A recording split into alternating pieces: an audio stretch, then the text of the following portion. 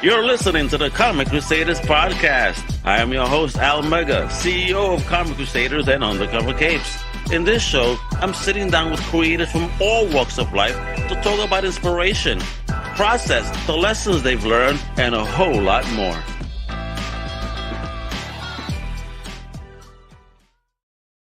Wepa, what I meant is your boy Al Mega. Welcome to a brand new Comic Crusaders podcast. And today, we're talking some dope new indie Kickstarter project, baby. We have an amazing creator on deck, an amazing writer, bringing the business with this new project called Edge of Darkness. Ooh, is it as crazy as it sounds? We're about to find out with the man himself, the one, the only Mr. Justin Coke.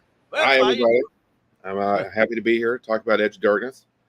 Yeah, awesome. Yo, Danny, what up, brother? Yo, but thank you for coming on, man. I appreciate you coming on again, and sharing and what this book is all about. I mean, and your journey, of course, because over here we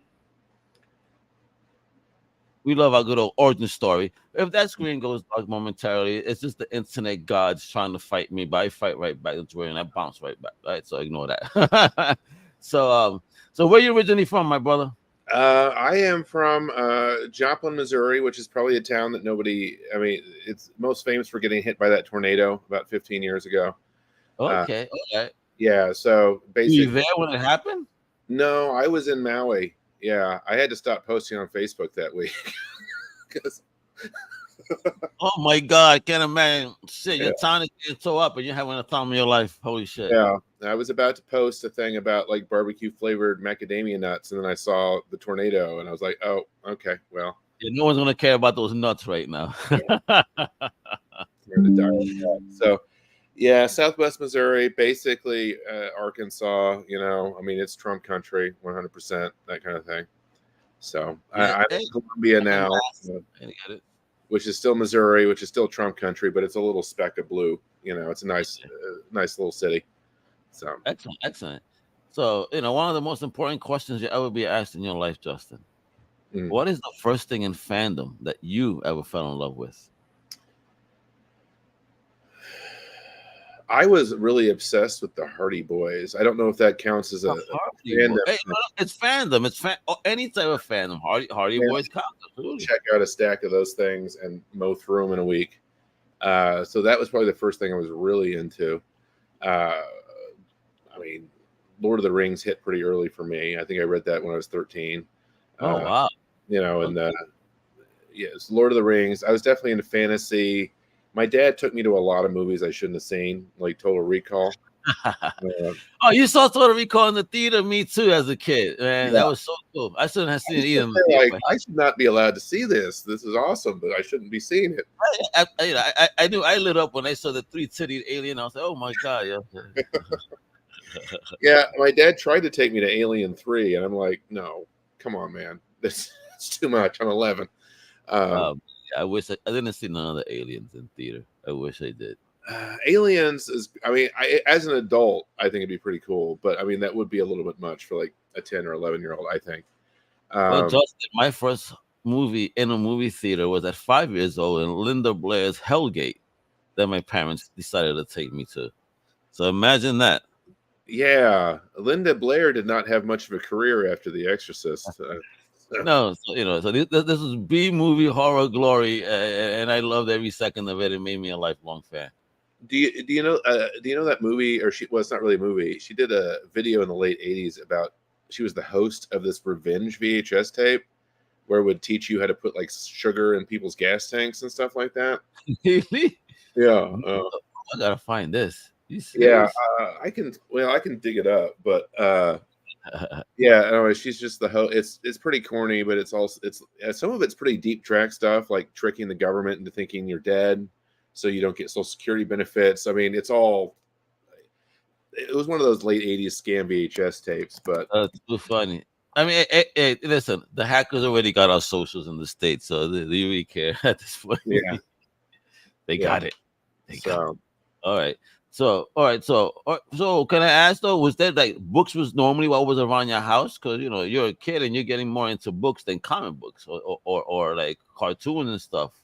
Oh yeah, it was simply a choice of I always liked comics. Like I read the newspaper comic page pretty obsessively, even though it was bad in the 80s too, except for Calvin and Hobbes. But I mean, at that point, my allowance was $5 a week, and a comic was $1.75. So I could get 2 comics for a week, or I could get a paperback book because that was $4.25. So simple economics kind of pushed me out, of reading too many comics. And then in Joplin, you don't have a good comic store. At least you didn't at that point, or at least I didn't know it was there. So it was just whatever was on the wire rack at the grocery store, which was not, the greatest material probably. But I was really into Sandman in high school, and I really, pardon me, I've always been fascinated by comics. They kind of can be scary and intimidating to get into. Yeah. Especially like with the Marvel and DC stuff. It's just like there's this vast, I am still confused by how some of this stuff works. Like I was trying to get a Batman detective comic, and then there was another one that was exact same, but that was the crossover to the Batman detective stories, which is completely different from the Batman comic over here. And I was like, but I in the last few years, I've really gotten into the indie comic scene. I just love everything Image is doing. Cullen Bunn, Rick Remender, James Tynion, Marjorie Liu. I mean, there's just so much awesome art and fun stories happening that it's just it's always great. So. And easier to follow as well, like you mentioned. I mean, the intimidating part about those older, at least when we were growing up, because now it's a little bit different number wise. But growing up, when you see a comic book issue 400 or 500, you're like, damn, I can't get all the back issues because we're one of those. We want to get the back issues. Yeah, I mean, I think I read like a Superman 228 once, and I'm just like, where do I go? I mean, how do I even start with this? So I mean, it can be very intimidating, right? And I just read my first Inhumans comic recently, and that thing was I thought that was really cool. It's a lot of fun concepts, but it's just been I'm trying to dip my feet in on the superhero thing. I'm mostly just ripping up, reading everything Image puts out, more or less at this point, though. Oh, gotcha. Yeah, I get it. Me too. I'm into the Image stuff. And again, one of my favorite stories of all time. I think the folks that the Crusaders know is Punk Rock Jesus by Sean G. Murphy. You ever read that? No. Let me make a note of that. Oh, bro. Oh, the easiest way for me to explain that is, you ever seen the movie The Truman Show? Yeah. So imagine that, but with a clone of Jesus Christ. You said, oh shit. There was kind of, what was that one that was out pretty recently where they cloned Jesus like 7 times and they were all kind of weird 9 Inch Nails people? What? What? Oh man, I gotta find that. We're definitely gonna have to dig into that one. I've got it in singles upstairs, but I'm blanking on the name. But that was it was all very 9 Inch Nails video. It was a pretty good series. I mean, it's worth looking up, but I am not remembering the name at all. I don't remember who wrote it either. But it get really weird. The Dark Arc, that was a fun one, I thought. Okay. That's about, I think it's about Noah's Ark getting taken over by demons that were in the other arc of demons. So like there's a good arc and there's a bad arc, and there's okay. Oh, that was fun. And then have you heard of the Loaded Bible? I believe I have the Loaded Bible. That one was interesting. Yeah. I mean, I'm not exactly a Christian, but some of the stuff they were doing, I'm like, that's heresy. But so not even religious. You went at, you're a heretic. Oh my god. Yeah. So what I love about comics is how imaginatively free it is. I mean, you can just do whatever you want, get as weird with it as you want, and people will just roll with it in a way that, if you were writing a sci-fi novel, they'd be like, that doesn't make sense, or or whatever. It's a way more free, I think, to just have a blast with it. And so that's a big part of what attracted me to the whole thing. So fantastic. So did you have a big geeky culture growing up, or were you kind of a lone wolf? Oh, well, I mean, I had a group of like 5 guys that we basically played D&D with and White Wolf games and nerded out pretty hard there. But I mean, like Joplin barely had cons, right? So we had like 2 Star Trek conventions while I was there, and so there wasn't like a big, nerd scene like there is today. I don't think. I just want to add this to the stage real quick. You had mentioned, there it goes, how to get revenge. Holy smokes, bro! I am definitely going to be digging into this later on. For real, thank you. Oof. You're welcome. You don't want Almega going into that stuff. All right, so you got a group of guys growing up, D&D guys. I mean, I guess in Missouri D&D is big. I grew up in New York, and D&D wasn't such a big thing. I Well, didn't grow up around that. I mean, in where I was from, it had the heavy metal. This is by Satan kind of exotic thing going on, I guess. Oh, okay. It had a little bit more of maybe a little bit more ominous tinge to it where I was from, because everybody there's, especially in the 80s. One time in the 4th grade, or not 4th grade, it doesn't matter. This girl went home and told her teacher or her parent that they were studying astrology in science class instead of astronomy. And so like news crews showed up to report on this major incident. And like, that's the kind of stuff that, that's that area in the late 80s. That's news out there. How dare you learn astrology? I mean, astronomy.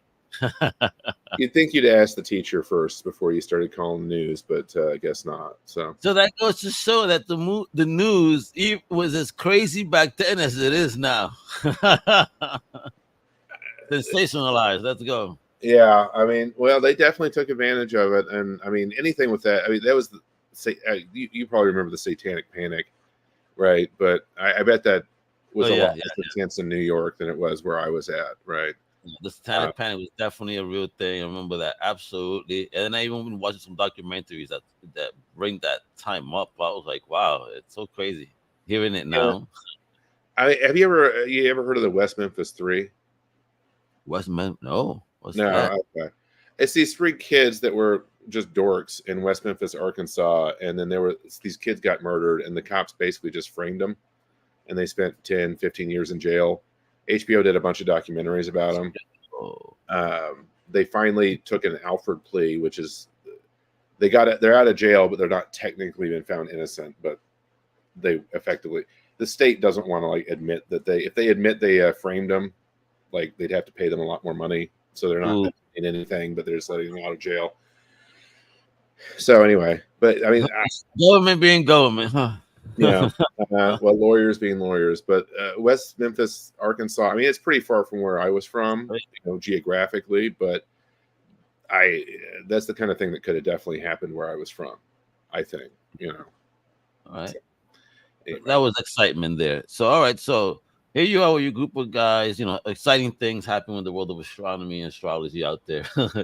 How does that help inspire your journey then, becoming a creator? Like, when did you start dipping your toe to write? Well, I've been writing since I was 5 years old, I think. I wrote a short story about being abducted by aliens in like 86 or something like that. So did you just watch Invaders from Mars? Is that what happened? Something like that. I've current affairs. It was alien abductions were another big thing in the 80s. But I've been doing it my whole life. I think, like, to some degree, I dungeon mastered a lot of games, and it definitely impacted how I think work, because I just sort of, I mean, when you're dungeon mastering like a game, you have 5 people that are just trying to screw your plan up. Like, they'll just screw it up for the fun of screwing it up, right? So you have to always have a plan B, or keep yourself loose so that you can always respond to what they do. And so I think I've taken a fair amount of that into my writing. It's like I'm very concerned about not writing myself into corners, or finding weird ways to get out of the corner is fun too, sometimes. But you always got to clear your lanes. Like, I would never have Jon Snow be a Targaryen, because then he's banging his aunt, and it's gross. You just get rid of that one little thing. You have a straight shot to the happy ending. They go to King's Landing. Cersei's on the throne. They're like, get out of the throne. She's like, fuck you. They burn her to death with a dragon. The throne melts down on her head. End of show. Everybody's happy. Instead, you got to do this Targaryen bullshit, and now they're all stabbing each other. So that's the kind of thing you got to worry about sometimes. Is your decisions have consequences. Like, people think there are no rules to this stuff, but there definitely are. No, there's always. Yeah, if you mess with them, you get the prequels or whatever, right? So, Right. So you tell me here, all right. So you've been writing since you were a kid, developing your stories. The gaming, helped. When did you dip your toe professionally, though? And how was that journey? Like, what era too? Because it's so different now from back then to now. I don't know when you did. I tried, on and off, but I didn't really get serious about it until about 10 years ago. And then I had a whole, I've had 2 novels that got published in the lamest way possible that involves me getting money and not paying for it. And then both those experiences were just so awful that I kind of was just like, I don't know, and until I got into comics and like realized like I'm really good at this. I was just sort of writing for myself, really. I had one agent that wanted a 50-page sample, right, and then I just never heard back. Never even said no, just fucked off. The contempt that writers get treated in that world is, because there's a million of us, right? They know that you're utterly disposable, and so they will, they treat you pretty badly. I kind of hate that because that utter disposable comment, because every writer brings something unique, right? So it's like while I get it, I don't like that treatment, man, because everybody brings something so different to the game. Not every writer is the greatest, but absolutely every writer brings something different. Well, from their perspective, they've got a slush pile that's like 6,000 word and pieces deep, and they got to start making cuts, I guess, right? So it's just real. I felt like it was really hard to get. I felt degraded by it, so I kind of was getting out of that. Comics, there's more of a you're running your own business type of feel to it to me, and I'm a lot more comfortable with that. I like that quite a bit more than just sort of begging for attention from a bunch of people that are just. I love that you said that. The last interview I had, the gentleman said the same thing. He said that one thing that I tell all creators is, treat your works as a business. You're an entrepreneur. You're more than just a comic book creator. Yeah. So and I dig that. So that you repeat that. So common theme already here, folks. Treat your talent as a business. Yeah. You just gotta, if you're doing your own thing and not just sort of waiting around for people to. I've never had a lot of success with waiting around for people to show up and help me out. I usually have to take care of shit myself, and so that's sort of where I'm at. Really, is I really hate just sitting around and waiting. Right, so I want some sort of forward momentum, like doing a Kickstarter or something like that, just to move the ball down the road. So how did you learn to put a book together then? A comic book. Being a fan is one thing. Now putting together a comic book, especially when you were doing writing, like not prose, right? Novels. Well, you got to get your artist, and picking the artist is really important. Like the first guy I hired, I shouldn't have hired, and that was my fault. But I was listening to a recommendation that. Anyway, so he took like a year to put out. He was actually doing Edge of Darkness, and it was awful. I hated it. Like the 5 pages he produced after a year were garbage. 5 pages, 1 year. Yes. So he dicked me all. I think he was afraid of the script, is what it is. Because it was Edge of Darkness, and Leonardo has the talent and insanity to do what he did and make a really unique art style. This guy, I don't want to crap on him too much. It was years ago. I don't even remember his name anymore. But you got to pick artists that do good work and are on time or kind of on time. Very important to have. If you can get one of those, get them. Because the timeliness thing can be a problem. Leonardo's awesome. He not only meets deadlines, he comes in a couple weeks ahead. He exceeds them. Look at that. Nice. And so, he's been fantastic. But that's an important part. I mean, and then it takes a lot longer than you think. It's more expensive than you think, but you just gotta keep pushing, and eventually you'll have something. Um, All right, so this baby here that I'm about to show off to the Kickstarter folks. Yeah, what Kickstarter y'all talking about? I'm talking about this one. That's the long one, right? Edge of Darkness. All right. We also have a nice little bit, Lisa. Yeah, I'm gonna keep that one there. Write it down, guys, and go ahead and start checking out the project. I'm gonna show you the video. Then we're gonna start learning about Edge of Darkness, what this book is all about, all the goodies you could get. Why you gotta make it rain on it from this amazing team of Coke and his homie. All right. So let me add this to the stage real quick. And let's go check out this awesome trailer to this awesome project.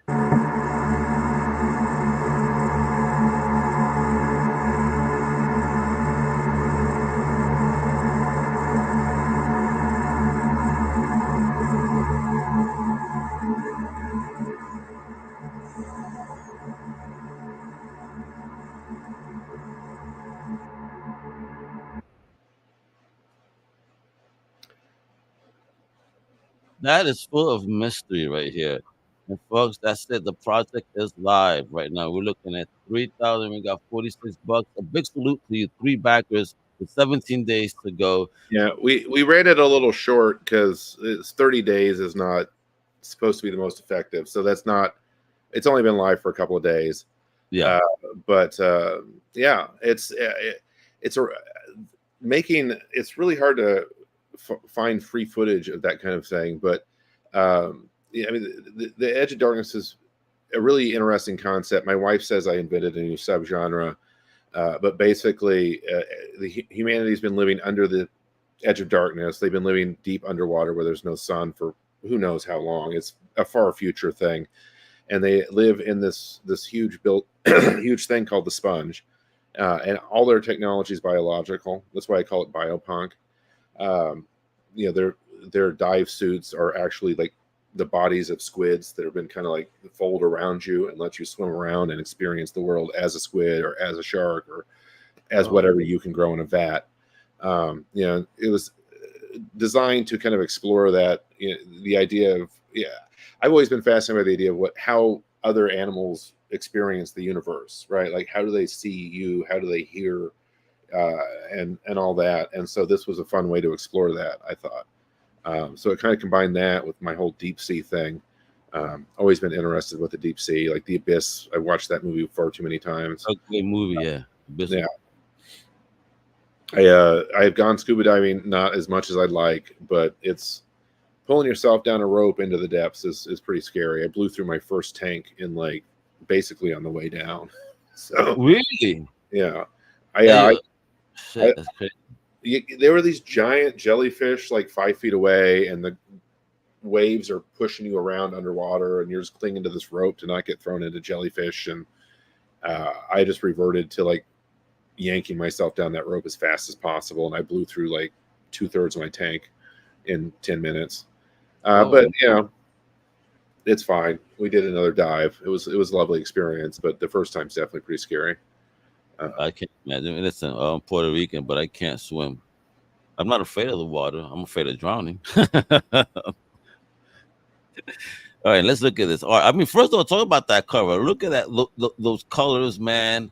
The lettering of the book. The Yeah, font, beautiful. Well done. yeah. The lettering's by DC Hopkins. He's always amazing. I mean, the art style, deep underwater. I think is the idea is the light's basically red or blue.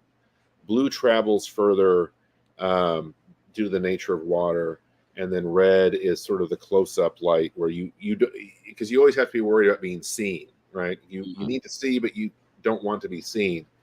And so the animals down there play all kinds of really interesting games with bioluminescence, and you know, so that's where the visual style came from, is sort of the effect that water has on light. You know, It kind of reminded me of the old 3D books a little bit. You remember they were kind of blue and red? oh well, yeah, no, okay, yeah, I know what you mean. Yeah, But it's cool. I'm really digging it though. I see exactly what you mean, because this is the perfect example of what you mean about the blues and then the close up on the red. Wonderful, wonderful. yeah. when you get close on some of these panels, I mean, you can literally gasp. There's so much interesting, like I have to hire artists because I don't know, but the terminology for it. But there's like sort of a weird depth to it. When it's really high res, it's very impressive looking. But his style's just the perfect fit. I'm not sure what I was picturing before I saw this, but like I don't think I could go back to anything else. Really. That's it, man. You're hooked on homie. That's it. You're hooked on Romanelli. That's it. He's great.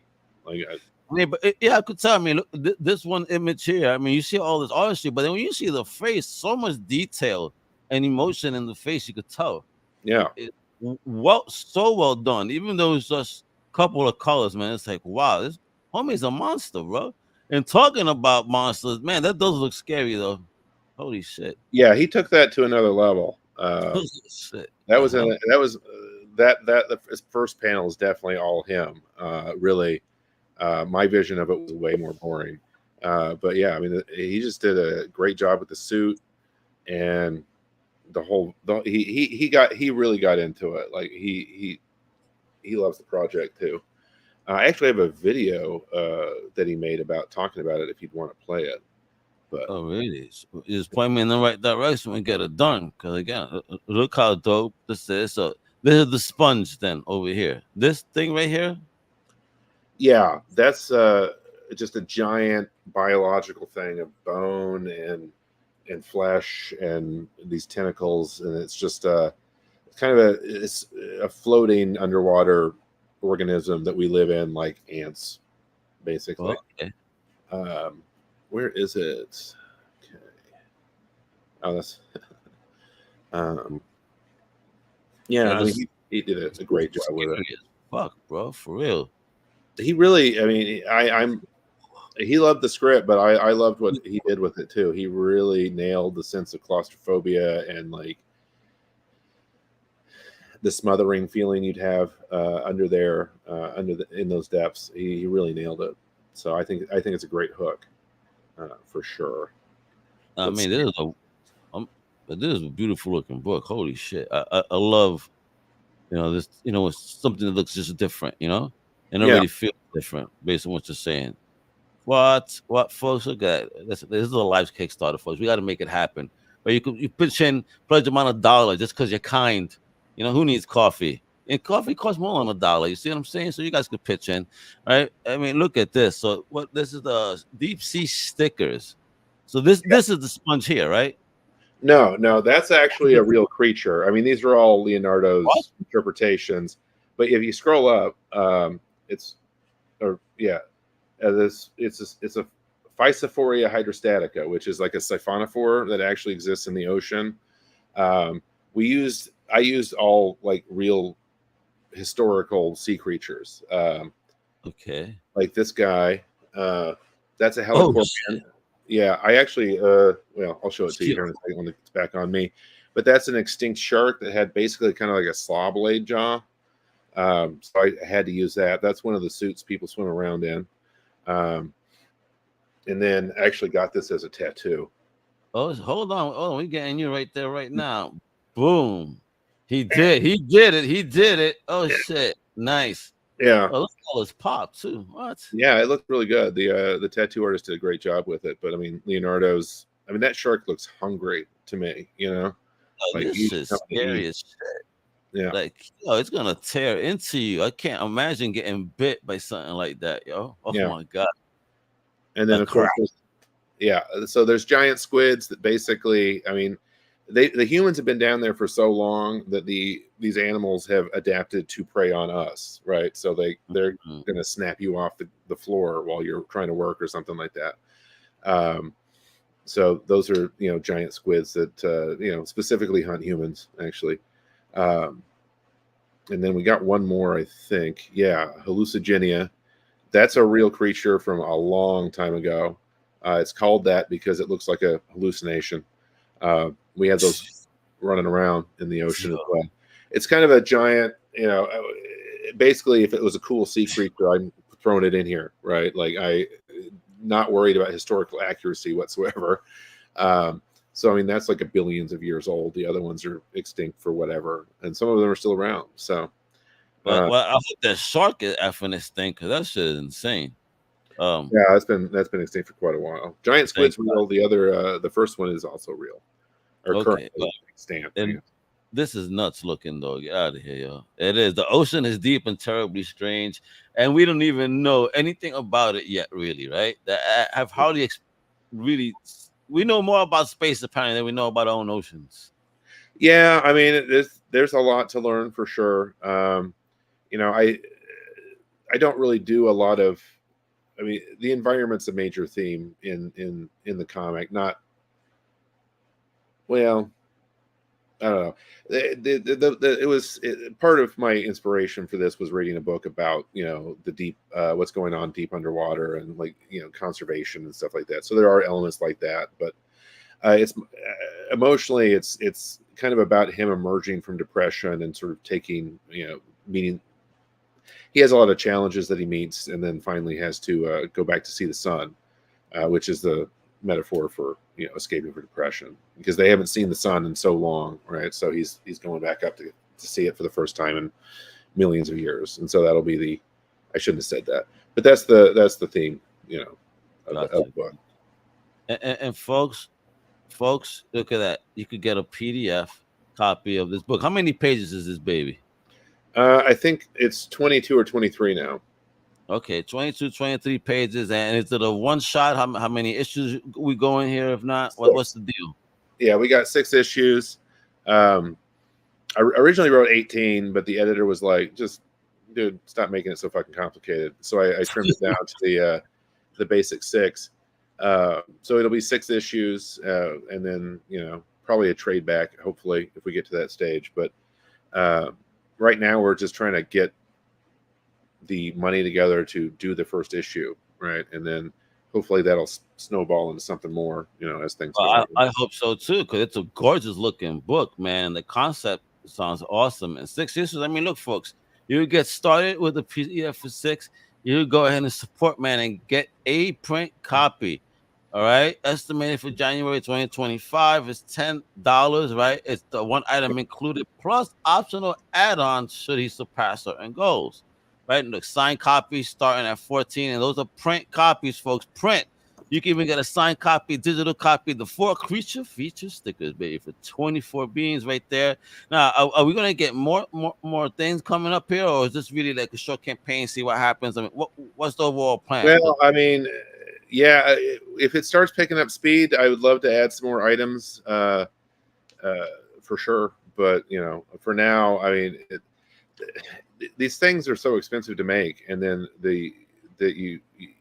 it's hard to add in too much stuff without just turning it into a giant loss, right? Yeah, killing it on posters because of the weight. So that's where most people miscalculate. That's another issue. I guess it's getting close to $10 to ship a comic.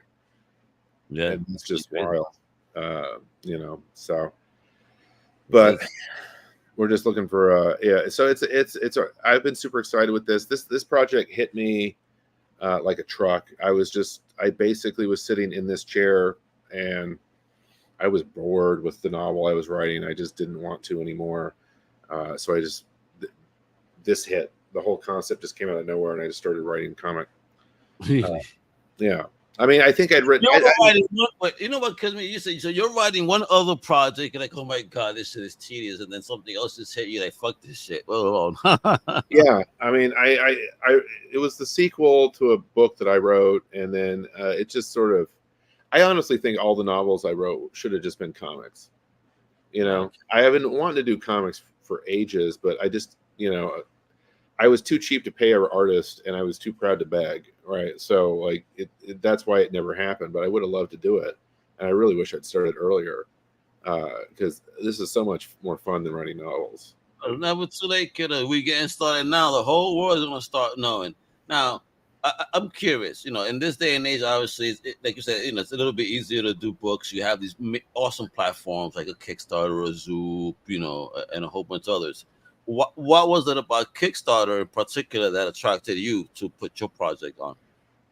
Basically, I felt like it was the most popular one that people were comfortable with, and my previous campaign had been on Zoop, and they were wonderful people, but I think you really need to have your own fan base that you bring there at this point in the life cycle of the websites, right? So I was constantly having to explain what I was doing and what Zoop was doing, and I just felt like I needed to have as few hurdles as possible. You know what I mean? When I'm trying to get going. So I've been told that I'd cut my audience by like 75% by not being on Kickstarter and doing Zoop instead. Um, Oh, so wow. it just seemed like that's where you got to be when you're new. You know, don't try to be cute, just get it done. So Um, 25% of your audience lost. Jesus Christ. yeah, I mean, most people don't know what Zoop is, right? And then they get uncomfortable about they still want email signups, which people do not volunteer their email addresses for that kind of thing. There's just I don't want to I shouldn't they No, will it's not about bashing, but it's just things are a little bit different, and they'll make it as easy to yeah operate. It's just if the easy platform on Kickstarter. Then. yeah, I mean, they have a lot of cool projects. Like they're doing an Art of Descender project right now, but those, I think Jeff Lemire wrote that. He's got his fan base in. He can direct people there.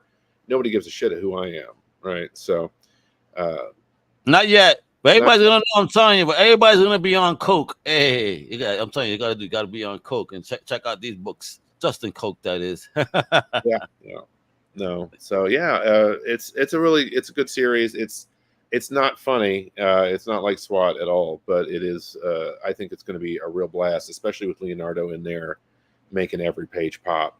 It's going to be something to see. So how you feel navigating between something of humor like SWAT and then getting into something more serious like Edge of Darkness? It goes where it goes. I mean, I don't know. I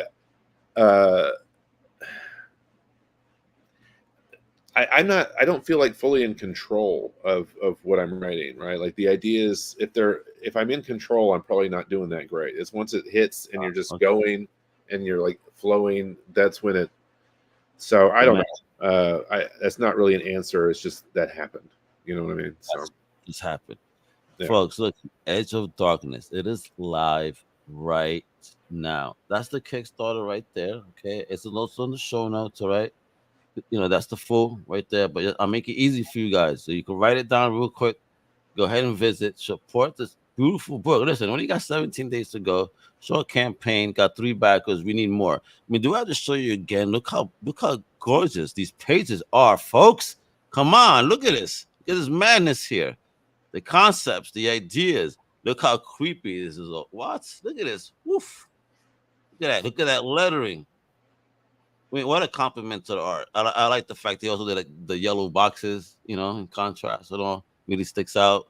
You don't miss a beat on this. Beautiful, yo. Beautiful. Yeah.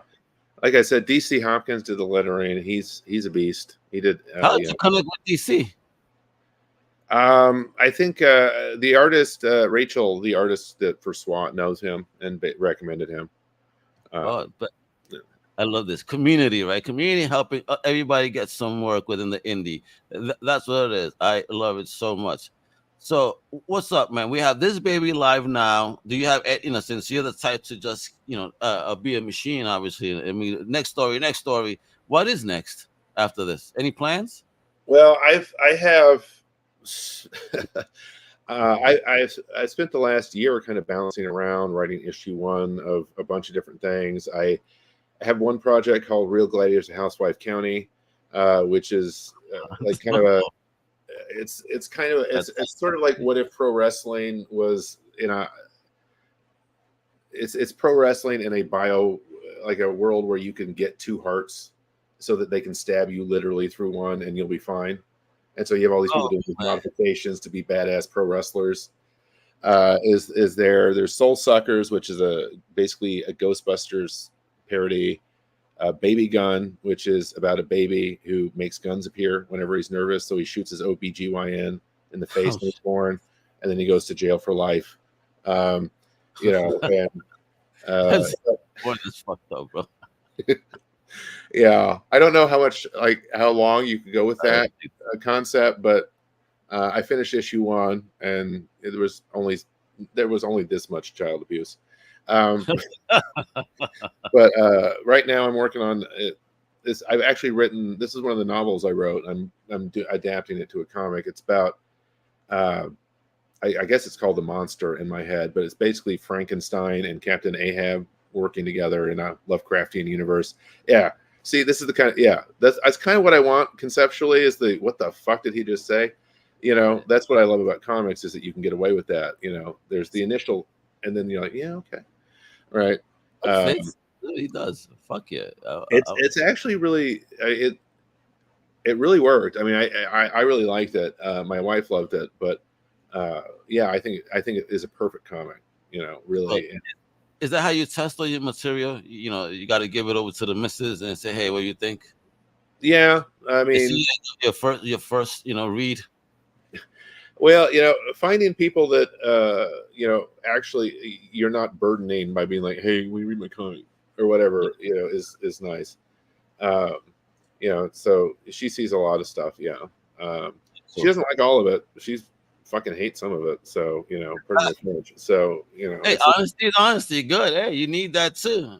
I don't know. You think is great, but hey, listen, my ex lady was like that too. Yeah. Even and mostly sometimes they would hate the one you'd like the most. You know, that is a thing. You know, people can love very weird things that I wouldn't think was a big deal, but they really thought it was hilarious or whatever. But that's you know, that's the kind of the fun of doing it, right? I view it as sort of I want the reader to have fun and think their own thoughts with it, you know. So I'm just sort of there as a prompt, I guess, for them to think about things. If that makes sense. Well, thank you for wanting to make comics fun, because that's what we need comics to be, you know, fun, you know, go on some cool themes or mind-blowing themes, different concepts, not something that's seen, you know, often nowadays, so much messaging. I want to get back to just give me some good old sci-fi horror. Just, you know, I want to see people die, please. Well, yeah. Well, actually, yeah, you'll love Issue 2. I'll give you some violence, please. Dig it. So, what's up, man? You doing any cons the rest of this year? Are you gonna be making any appearances or just hanging out at any where people could see you? I guess I probably should start looking at that, but I just don't.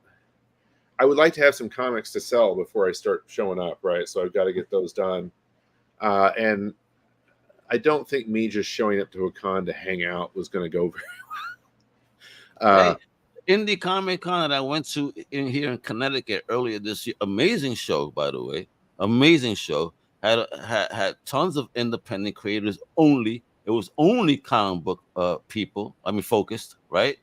And so many creators wanted to have a table that couldn't. They literally went there to hang out, a book bag full of books, and basically networked with all the publishers that were there. What it was for me, one of the coolest comic book events I went to this year. Like, everybody talks about the big shows, but what do they talk about the big shows? Oh, the celebrity, this, that, fuck all that. I want to be around this community, and the independent IC3 is called. Beautiful, beautiful, well done show. And you say you could just go hang out and network. Like I got two people that have been on a podcast that I ran into. Were there, was walking around. Oh, where can I go to sell this? Where I said, oh, I just talked to this guy. Went there. 2 deals were made because of me. I was so happy. And a lot of people didn't know me. I interviewed half of the people on that floor before. They're like, Mega, where about? Like, holy shit! I felt so different. Wonderful energy. Wow. Yeah. Okay. It's more. I guess I have. Yeah. I just need to get over it. You got beautiful books, man. A good humor. So shit, I want to see this gun baby like on the table. That will get people talking, boy. And also ends up when they see that. I mean, those colors and all it pops. It's a book that pops. I see this on a bookshelf. I'm looking at them. Yeah, it's very visually interesting, and I think Leonardo really brings something to it that I think really put it over the top, makes it special, honestly. So, well, kudos on having such a wonderful team. You know, to work on this book. You know, thank you for, you know, being out there, putting your work out as a fan, to a creator. Like, you know, thanks for being brave and bold enough. Even though you only just started, you said 10 years ago, it's good. You started. So let's go and start taking over, man. Spread that Coke everywhere, baby. I should probably lean into that. Yeah. All right. Well, yeah, lean into all that. You gotta have fun with it. Well, it's a cool name. We gotta use it with this culture because, again, you're gonna get everybody high on good comics over here. The Coke way, baby. Come on, man. So look, mi gente, easy peasy. This is how you support Justin. Stay tuned with things that he's doing. Please go to Threads. That'll be Justin Coke 6161, and also on X at Justin Coke Real. All right. And of course, it's the Kickstarter live now. You have 17 days to go, mi gente. Please support independent projects, independent creators. This project right there, Edge of Darkness. Let me put the short one right there too. It's also in the show notes. We make it easy for you guys. Show the love, show that support to amazing folks. Justin, any last words before we go? No, thanks. Thanks for having me. It was a lot of fun, and please support my comic. Yeah, you go. Support comics, support Edge of Darkness, support Justin Coke, man, and the Cokeverse, baby. And of course, thanks everybody for supporting Comic Crusaders and tuning in. Appreciate the crap out of you guys. Big hug, much love. Hasta la próxima, mi gente. Huepa! Thank you for listening to the Comic Crusaders podcast. If you like the content, please subscribe and turn on notifications. Also, please visit comiccrusaders.shop and our extended podcast family over at undercover.com. And also, make sure to download the Comic Crusaders app from the Play Store today.